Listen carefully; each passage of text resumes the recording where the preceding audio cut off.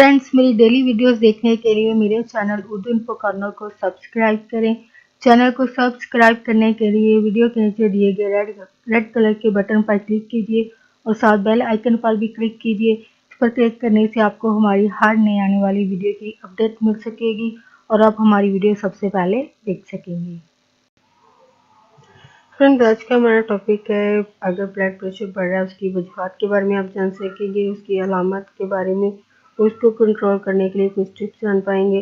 और अगर कोई मेडिसिन यूज़ कर रहे हैं तो उसके साइड इफ़ेक्ट्स के बारे में आप आज की वीडियो में जान सकेंगे। और आज ह्यूमन बिहेवियर के बारे में भी जान पाएंगे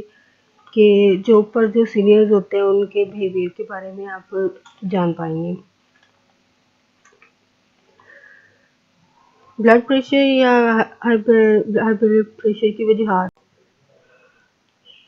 हाई ब्लड प्रेशर की बड़ी वजूहात में से गुर्दों की बीमारी हो सकती है और कुछ हार्मोन्स की वजह हो सकती है जो आजकल मॉडर्न दौर की वजह से, क्योंकि लोगों ने खुद भी परेशानियां पाल ली हुई हैं और परेशानियां हैं भी, तो ज़्यादा गुस्सा और परेशानी की हालत में भी ब्लड प्रेशर जो है वो बढ़ सकता है। हाई ब्लड प्रेशर किसी भी उम्र में हो सकता है, अगर ख़ानदान में है तो ये जेनेटिकली भी दूसरे ख़ानदान के अफराद में जा सकती है। इसके अलावा सिगरेट पीने वाले अगर लोग हैं या फिर नशा करने वाले लोग हैं, इनमें जो है हाई ब्लड प्रेशर की वजूहात जो है वो ज़्यादा ज़ाहिर होती हैं और ये दौरान हमल या ड्यूरिंग प्रेगनेंसी भी ब्लड प्रेशर का मसला जो है वो होता है और बढ़ जाता है। इसकी अलामत में ये है कि जब ब्लड प्रेशर बढ़ता है तो इसकी सबसे बड़ी अलामत में से है जी सर चकराता है, सर दर्द होता है, पेशाब का बार बार आना, मगर समटाइम ये जो अलामत हैं वो ख़ास ज़ाहिर नहीं भी होती हैं, जिसकी वजह से फिर ये जिस बीमारी की वजह से उसके अलामत भी हो सकते हैं। ज़रूरी नहीं कि ये इसी की अलामत हो, ये किसी और बीमारी की भी हो सकती हैं। तो किसी अच्छे डॉक्टर से मशवरा लेना भी ज़रूरी है। तो जो एक लेवल होता है हाई ब्लड प्रेशर का, उसकी आप कैसे जान पाएंगे? मुख्तलिफ उम्रों में नॉर्मल ब्लड प्रेशर की रीडिंग जो है वो मुख्तलिफ होती है। जैसे कि अगर 20 साल से ज़्यादा और 50 साल से कम उम्र के लोग हैं, उनमें जो लेवल है जो आप स्केल पे देखते हैं वो 90 से 70 और 140 से 100 से 140 है। 50 प्लस एज के लोग या फिर 75 से कम एज के लोगों का जो लेवल है वो 95 से 70 से 95 और 100 से 160 है। 75 हो यानी मोस्टली तो एवरेज एज यहाँ पे 60 है, लेकिन अगर लोग इससे ज़्यादा अगर जीते हैं तो उनका लेवल जो है वो कितना होता है 80 से 105 है और 110 से 170 तक हो सकता है। और इसको कंट्रोल करने का मेथड ये है कि इसको कोई हाई ब्लड प्रेशर कोई ख़ास मसला तो नहीं है जिससे बिल्कुल घबराने की ज़रूरत नहीं है और ज़िंदगी को ख़ास अच्छे तरीके से आप बसर कर सकते हैं अपनी ज़िंदगी, अगर थोड़ा सा आप अपनी लाइफस्टाइल में थोड़ा चेंजेस लाएं। अगर आप ज़िंदगी के रोज़ाना के काम जो हैं वो अगर आप सब्र से करते हैं, ध्यान से करते हैं, कंसंट्रेशन से करते हैं कि काम को करते हैं, तो आप खुद को अगर सब्र से करते हैं, ज़ाहिर बात है आपको कोई टेंशन वाली चीज़ आएगी नहीं और ये आपको मसला होगा भी नहीं। अगर आप वर्जिश कर सकते हैं तो ज़रूर करें, अगर नहीं कर सकते हैं तो एटलीस्ट वॉक ज़रूर करें 15-20 मिनट की, ये भी आपके एक्सरसाइज की बराबरी है। और इसके अलावा अगर आप रब की ज़ात से खुद को जोड़ पाएँ तो कहा जाता है कि तहकीक के मुताबिक यही है कि जो रब को या दुआ इबादत में मसरूफ़ रहने वाले लोग हैं वो हर तरह की बीमारी और टेंशन से दूर रहते हैं। तो अगर आप ऐसी अपनी लाइफस्टाइल बनाते हैं तो यकीनन आप इससे बच पाएंगे। इसके अलावा अगर ओवर वेटेड हैं तो अपने वेट को कंट्रोल करने की ज़रूर कोशिश करें। अपने डाइट प्लान को बेहतर बनाएं जिसमें घी, चीनी, नमक को जितना कम यूज़ करें उतना आपके लिए बेस्ट है। इसके अलावा सिगरेट नोशी,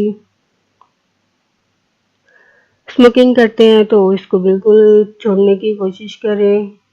और खुराक में अगर और नमक जैसे पहले भी बात की है कि आप जितना कम यूज़ करेंगे उतना आपके लिए बेस्ट है। تو نمک والی اشیاء جو آپ موسٹ لوگ کھا رہے ہوتے ہیں وہ پنیر ہے، پکوڑے، آج کل پیزے وغیرہ کا کریز ہے تو پنیر اس میں یوز ہوتا ہے۔ پکوڑے، سموسے، چٹپٹے کھانے ہیں، نمکین بسکٹ وغیرہ کھانے سے مکمل طور پر آپ پرہیز کریں اور آپ ایسی غذائیں کھائیں جن میں نمک جو ہے وہ کم سے کم آپ یوز کریں، اور پھل سبزیاں وغیرہ کو آپ خوراک میں ضرور شامل کریں، جن میں گوبھی ہے، مکئی آپ کھا سکتے ہیں، کھجوریں، کیلے، انگور، آڑو، ناشپاتی اور پھلیاں وغیرہ آپ یوز کر سکتے ہیں۔ اور اگر آپ میڈیسن یوز کر رہے ہیں تو اس کے سائڈ افیکٹس میں کیا ہوتا ہے کہ سانس کی رفتار میں کمی ہونا شروع ہو جاتی ہے، سر درد ہوتا ہے، غنودگی یعنی نیند کا غلبہ آنا شروع ہوتا ہے، دل پر الرجی ہو رہی ہوتی ہے، موڈ میں اتار چڑھاؤ ہو رہتا ہے، نیند میں کمی ہوتی ہے، چھاتی میں درد ہے، گردوں کی خرابی، پیشاب میں رکاوٹ یا ڈپریشن ہو سکتا ہے، آنکھوں میں خرابی ہو سکتی ہے، اور بلڈ پریشر میں کمی کی صورت میں یہ ہوتا ہے کہ ڈائریا ہو سکتا ہے، وومٹنگ وغیرہ کی علامات جو ہیں وہ اس میں شو ہو سکتی ہیں۔ تو ہائی بلڈ پریشر کم کرنے والی دوائیں اگر استعمال کرتے ہیں تو اس بلڈ پریشر کو ضرور مانیٹر کرتے رہیں، ڈاکٹر سے مشورہ ضرور لیتے ہیں، کیونکہ ان کے باقاعدہ استعمال جو ہے آپ ڈاکٹر کے بغیر نہ کریں بلکہ مشورہ لیتے رہیں جو بھی آپ یوز کر رہے ہوتے ہیں، تو آپ بہت سی مشکلات سے بچ پائیں گے، خاص طور پر گردوں کی خرابی کے مریض یا پریگننٹ ویمنز ہیں، دودھ پلانے والی مائیں جو ہے اگر ان دواؤں کا استعمال کرتے ہوئے زیادہ بہتر طریقے سے یا مشورہ ضرور لیں۔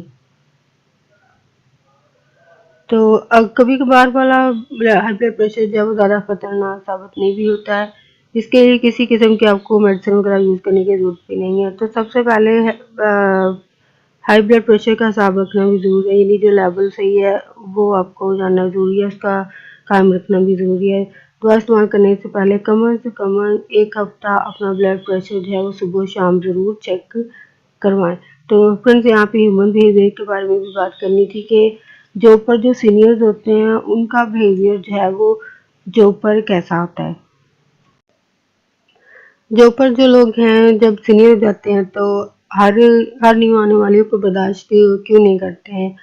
تو برداشت اس سینس میں آپ کہہ سکتے ہیں کہ اگر وہ نیو کمرز ہیں، وہ زیادہ اچھی تعلیم میں یا ٹیکنیکل تعلیم کے ساتھ آتے ہیں تو بس حسد اور جالسی یہیں سے شروع ہوتی ہے، کیونکہ تعلیم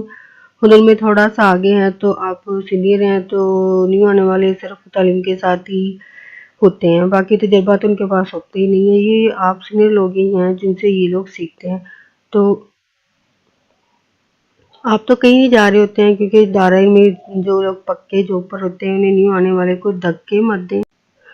تو نیو آنے والوں کو دھکا مت دیں، ان شروع کے دنوں میں ہی ایسے دھچکے جو لوگ حسد میں ہوتے ہیں آ کر ان میں مختلف قسم کے الزام لگا رہے ہوتے ہیں یا ایسے حالات پیدا کر دیتے ہیں سینئر لوگ خود ہی اپنی جاب چھوڑ جائیں، چلیں یہ کر کے حق چھین لیا، تو جس کا رزق اللہ نے لکھا ہے جہاں بھی لکھا ہوگا وہ تو اس کو مل کر ہی رہے گا، مل ہی جائے گا، لیکن اگر ایسے لوگ جو بیچارے حالات کو سمجھ نہیں پاتے ہیں وہ لوگ اپنے لیے خود ہی ایسی راہ ڈھونڈ لیتے ہیں یا ایزی وے کوئی ڈھونڈ لیتے ہیں جو کام ان کے نقصان دہ ہے اور دوسروں کے لیے بھی ہے، تو جاب نہ ہونے کی وجہ سے بے روزگاری کی وجہ سے ایسی راہوں میں پڑ سکتے ہیں جو ان کے لیے نقصان دہ ہے اور آس پاس کے لوگوں کے لیے بھی نقصان دہ ہے۔ تو جو آپ کو سینئرز ہیں آپ نے بھی کون سا ساری عمر اسی جگہ پر رہنا ہے کام کرتے ہوئے، چلے رہتے بھی ہیں تو عمر کے تقاضے کی وجہ سے بیماری ہوتی ہے یا عمر گزرنے کے بعد انسان کی موت واقعہ بھی تو ہوتی ہے، یہ بھی ایک برحق چیز ہے، تو نئے آنے والوں کے لیے آپ ایک مشعل راہ بنے، ایک آئیڈیل بنے، ان کو آنے والوں کو مستقبل کے لیے تیار کریں، کیونکہ آپ کے چلے جانے کے بعد بھی تو کسی نہ کسی کو اس ادارے اسکول یا دفتر کو سنبھالنا ہے، تو اسی طرح حسد کی وجہ سے